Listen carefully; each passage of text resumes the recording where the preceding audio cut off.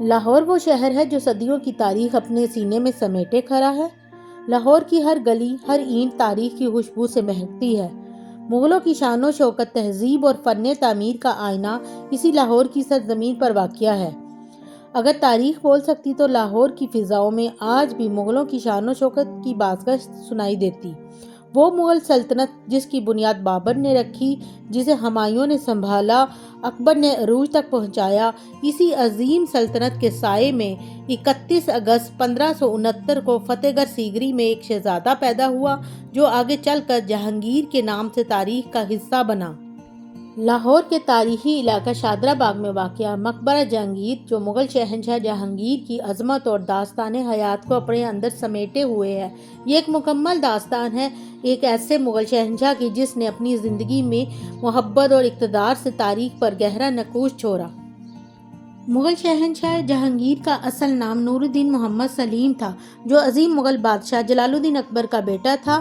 جلال الدین اکبر اپنے بیٹے کی پیدائش کو روحانی برکت سمجھتا تھا، کیونکہ جہانگیر ایک صوفی بزرگ شیخ سلیم چشتی کی دعا سے پیدا ہوا اور اسی صوفی بزرگ کے نام پر اکبر نے اپنے بیٹے کا نام محمد سلیم رکھا۔ شہنشاہ جہانگیر کی پرورش بہت شاہانہ ماحول میں ہوئی، جہاں انہیں عربی، فارسی، تاریخ، جنگی حکمت عملی اور فنون لطیفہ کی تعلیم بہترین دی گئی۔ شہزادہ سلیم کی جوانی میں ان کی طبیعت میں ایک خاص بے چینی، خود مختاری اور بغاوت کی خواہش نمایاں تھی، یہاں تک کہ اس نے اپنے باپ کے خلاف بھی بغاوت کی، جو باپ بیٹے کے تعلق میں تلخی لے آئی، مگر وقت کے ساتھ ساتھ یہ فاصلے کم ہو گئے۔ 1605 میں بادشاہ اکبر کی وفات کے بعد سلیم نے تخت سنبھالا اور اپنی حکومت کا آغاز کیا، پھر شہنشاہ جہانگیر کہلایا۔ جہانگیر یعنی دنیا کو فتح کرنے والا۔ شہنشاہ جہانگیر کا عہد حکومت کئی حوالوں سے منفرد تھا۔ وہ انصاف پسند حکمران کے طور پر جانا جاتا۔ اس نے اپنے محل کے باہر زنجیر عدل نصب کروا رکھی تھی، جسے کوئی بھی مظلوم ہلا کر براہ راست بادشاہ تک اپنی فریاد پہنچا سکتا تھا۔ جہانگیر کا عہد مغل سلطنت کی مضبوطی، عدل و انصاف اور فنون لطیفہ کے عروج کا زمانہ تھا۔ اس کے عہد میں مصوری اور فن مصوری کو عروج حاصل ہوا اور مغل آرٹ نے نئی بلندیوں کو چھوا۔ جہانگیر کے عہد میں مغل سلطنت نے کئی فوجی مہمات بھی دیکھیں اور ایسا وقت بھی آیا کہ آخرکار راجہ امر سنگھ نے مغل اقتدار کو تسلیم کر دیا، جو ایک بہت اہم سیاسی کامیابی تھی۔ تاہم قندھار جیسے علاقے پر صفویوں کا قبضہ مغلوں کے لیے ایک نقصان ثابت ہوا، جس سے سلطنت کی کمزوری ظاہر ہوئی۔ شہنشاہ جہانگیر کی ذاتی زندگی کی طرف بات کی جائے تو ان کی ذاتی زندگی بھی کم دلچسپ نہیں تھی۔ ان کی سب سے مشہور محبت نور جہاں تھیں، جن کا اصل نام مہرالنساء تھا۔ ملکہ نور جہاں نہ صرف ان کی بیوی تھیں بلکہ سلطنت کے فیصلوں میں بھی ان کا اثر بڑھتا گیا، یہاں تک کہ کئی سکے ملکہ نور جہاں کے نام سے جاری ہوئے اور دربار کے فیصلوں میں ملکہ نور جہاں کی رائے کو اہمیت دی جاتی۔ مغل تاریخ میں ایک نادر مثال تھی کہ ایک ملکہ نے اس قدر طاقت اور اثر حاصل کیا۔ ملکہ نور جہاں کی ذہانت اور سیاسی بصیرت نے مغل دربار میں ایک منفرد مقام پیدا کیا۔ تاہم جہانگیر کی زندگی نشیب و فراز سے بھی بھرپور تھی۔ جہانگیر کا بیٹا خرم، جو بعد میں شاہ جہاں بنا، کے ساتھ تعلقات کشیدہ رہے، جس میں بغاوتیں، سازشیں، خاندانی اختلافات اور سیاسی کھیل جاری رہے۔ وقت کے ساتھ جہانگیر کی صحت خراب ہوئی، خاص طور پر شراب نوشی اور دیگر عادات کی وجہ سے جسمانی حالت کمزور ہو گئی۔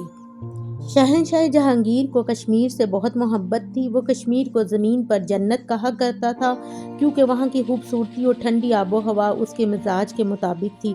اس لیے اس کے طبیبوں اور درباریوں نے مشورہ دیا کہ وہ ٹھنڈے اور خوشگوار موسم والی جگہ پر وقت گزاریں تاکہ ان کی صحت بہتر ہو جائے۔ اس لیے جہانگیر نے کشمیر کا رخ کیا۔ شہنشاہ جہانگیر کا آخری سفر بھی کشمیر سے جڑا ہوا ہے۔ 1627 میں وہ اپنی کمزور صحت کی وجہ سے کشمیر سے لاہور آ رہا تھا، مگر راستے میں طبیعت زیادہ خراب ہوئی۔ وہ اسی سفر کے دوران دنیا سے رخصت ہو گیا۔ جہانگیر کی میت کو لاہور لایا گیا اور شادرہ باغ میں دفن کیا گیا، جہاں آج مقبرہ جہانگیر شان کے ساتھ کھڑا، سرخ پتھر، سنگ مرمر اور دلکش باغات کے ساتھ ایک مکمل داستان سناتا ہے۔ मकबरा जहांगीर लाहौर के शादरा बाग में दरिया रावी के करीब एक वसीउल अरीज बाग के दरमियान बनाया गया है, जो मुग़ल बागबानी के असूलों की बेहतरीन मिसाल है।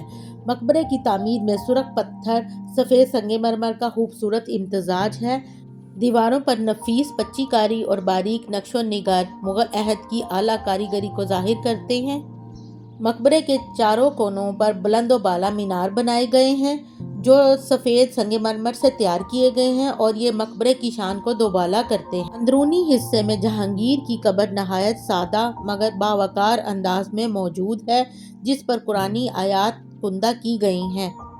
यह भी कहा जाता है इस मकबरे के डिज़ाइन में मलका नूरजहां का अहम किरदार है, क्योंकि वो फ़न्ने तामीर और बागबानी में गहरी दिलचस्पी रखती थी। आज ये मकबरा न सिर्फ एक तारीखी यादगार है, बल्कि मुग़ल अहद की खूबसूरती, फ़न और शान शौकत की ज़िंदा मिसाल है, जहाँ की हर ईंट, हर नक्श और हर बाग एक मुकम्मल कहानी सुनाता है।